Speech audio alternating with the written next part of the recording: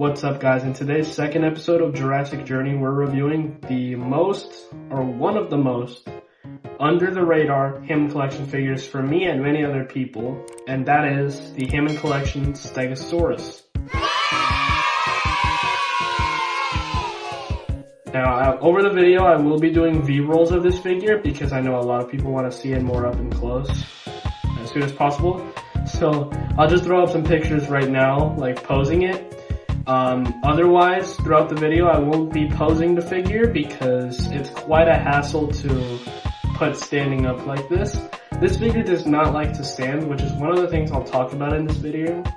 And I'll give my honest thoughts on this figure. The things I do like, the things I don't like, what I would rate it, if I would recommend it, price range, and everything about this figure that you need to know. So let's just dive right into it. This is the latest Hammond collection figure that released right after the Spinosaurus, I believe a week or two after. This figure is really good. I don't have the Triceratops, but if I had to assume it's around the same size, maybe a little bit longer because of the tail. However, there's a lot of things I have to say about this figure that I don't really like.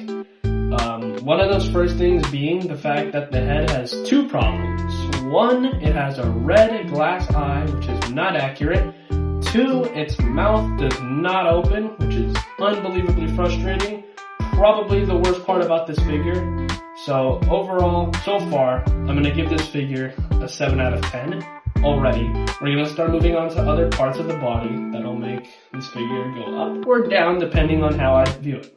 While the figure lacks articulation in some areas, the paint on this figure is really good. It's not a problem with the figure, however, the box promotes that it's a Lost World Stegosaurus. However, this looks more like the Jurassic World Stegosaurus, which is a really weird thing. It's still a good paint job, but it's kind of odd how they promoted it as the Lost World Stegosaurus, when in reality, this is the one from 2015, and I guess 2018, I'm not too sure about that.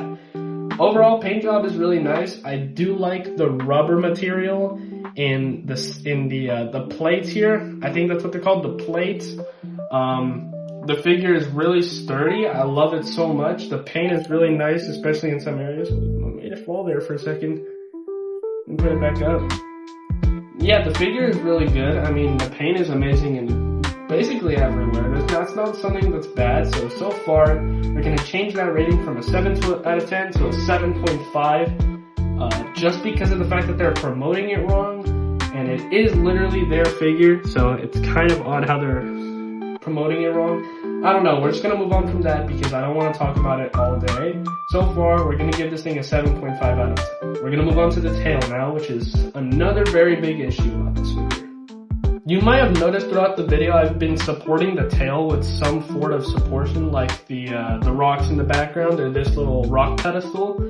And that is because this tail is too heavy. If someone in the comments has this figure and they know how to position it correctly so its tail can go straight up and the figure can still stand, I'd love to know. Please tell me. This figure just doesn't like to stand, which genuinely makes me really, really upset because I love the tail as well. Other than the fact that it's too short. It should be a bit longer if it's the Lost World Stegosaurus. This is the Jurassic World one. It needs to be longer, okay? Other than that, this tail isn't bad at all. But no, this figure is, I don't know. This figure is good, but there's a lot of areas in this figure that are really lacking. However, this figure it's not a lost cause, okay? It's still good, okay? There are some things about this tail that I will point out that are really nice, so I'll just get into that right now. Alright, so like most Hammond collection figures nowadays, this figure has a bendy wire in the tail, which is really nice. So obviously it's on a swivel, on a ball joint, so it can rotate a full 360, if I can get it to do that. There you go. Full 360, which is nice obviously. And this figure's on a bendy wire, so it can indeed bend. I just don't want to bend this thing by messing up the plates. It's bending up. Oh. Alright, let's try that one more time. We're trying to bend the tail up. It doesn't go up very far, but you can see it's on a bendy wire. And then of course, you can bend it down. bendy wire is on a very stiff, bendy wire stiff, look. pretty hard to get it to do that. But I guess now we'll move on to the figure overall, like just big problems that the figure has. So let's do that right now. Alright, so although a lot of people can't find this figure, I will say now, even if this is your favorite dinosaur, it's not going to be an amazing figure. I personally love it just because of the paint. It looks really nice. I love this figure. I'm glad to have it in my collection. This is a $42 figure in USD. I'm not sure how much it is in Australian, Canadian. I don't know the prices of other places, but in USD this is $42, technically almost 50 with tax. I was lucky enough to find multiple of these at Target one day. I think it was yesterday. I went there and I actually asked the manager if I could borrow their cardboard promo for Rebirth because I had a really nice place to put it. I'll put up the pictures on the screen of the promotion that I was trying to get. And I could have put it above my Jurassic collection, however the manager said that they're not allowed to give it to me or sell it to me, which is just really dumb. I don't know, they could have had like doubles in the bag, but who am I to complain? Point is, afterwards I was feeling kind of down, so I went to the toy aisle and I thought, you know what, let's try and find some Hammond collection, or maybe that Torva Newsies that I for some reason can't find literally anywhere. I go there, there's no Torva Newsies, however there are 7 of these Hammond collection Stegosaurus, which I felt really grateful for. There were 2 in the main toy aisle and 2 on the island display, and I think there were 3 others in the toy aisle. I don't have pictures of it unfortunately, but there were multiple of these, so I grabbed the one that was in the best condition, best paint, and I don't regret buying it because it's a Hammond collection figure. I know for a fact this is going to be rare in the future, like all Hammond collections are turning out to be. Little advice for anyone that's starting to collect Hammond collection and you don't have many. When you see a Hammond collection, if you're able to, get it immediately because these things sell out quick, and when they do, they become rare and they become really expensive in the future. Just like the Hammond collection Triceratops, the male Velociraptor, which wasn't rare, people just didn't really like it, so no one really got it, became rare. Carnotaurus, it was a really loved figure, and then it became rare because everyone was getting it, which is gonna happen to the Spinosaurus. It's already happened to the Allosaurus, and almost the Giganotosaurus.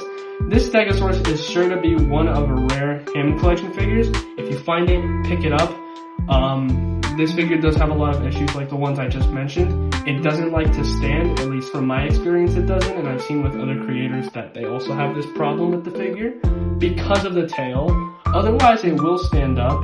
If you do see it, do get it. It's gonna become rare. Even if you don't like it, it's probably worth picking up anyway. The Triceratops, I found it in store multiple times, never got it. Gallimimus, found it so many times in store, I never got it. Same with Blue. Same with so many other figures. I just never got them because I didn't really think that they would be rare. But I know now that they're gonna be rare. So please, if you do see it, it's just a recommendation. Get it. Even if you do have the money, of course. If you don't have the money, that's understandable. If you do have the money and you're willing to buy it, get it because it's gonna be rare. At least that's most likely. I know for a fact that the Hammond collection Ghost is already becoming rarer and rarer. Same with the Spinosaurus, same with the Stegosaurus, same with the Allosaurus, which was a recent release, and it's already really rare. Same with a lot of other figures. So, I know that half this video has just been me ranting on about how rare Hammond collections can be, but I seriously mean it. If you can find them, get them, if you're able to, of course, and you have the permission from your parents, or if you're an adult with your own money, and you find it and you're a collector, get it for sure. It's gonna be rare. But how would I give this figure a rating? Well, from all the stuff we've looked over at, we started with a 7 to a 7.5, and I didn't rate this, but we're gonna put it down to a 6.9 out of 10. The painting is basically perfect on this figure, even though it's not Lost World, it's still really good. Dorsal plates are amazing. The head articulation, or at least the articulation throughout the body, is not bad at all. The paint is good, obviously. When I first got this guy, it was pretty hard to actually fix his feet so that they would be even. It was just really tight, but with new figures, there's multiple methods you can use to make your figures not as tight. I don't know what the word is. I'm not able to speak right now. I'm getting my words twisted. I guess you could use like a hair dryer to cool down the figures. It doesn't make them as stiff, makes them a little more loose. You can pose them a little easier like that. This figure is great. I'd give it a 6.9 out of 10. I do recommend it. Not my favorite Hammond collection, probably not even in my top 5. I was just lucky to find this, and I'm glad I have it because I know it's gonna be worth it in the long run. And a quick reminder, if you guys haven't subscribed already, please do. I'm falling off. I'm not getting as many views now as I used to, and I'm trying to make a comeback. So if you guys would like to support a small creator out, please do subscribe, like the video, and share it so that we gain more traction. Leave a comment down below which Hammond collection or just Jurassic World figure I should review next, and I'll see you guys in the next one. Peace.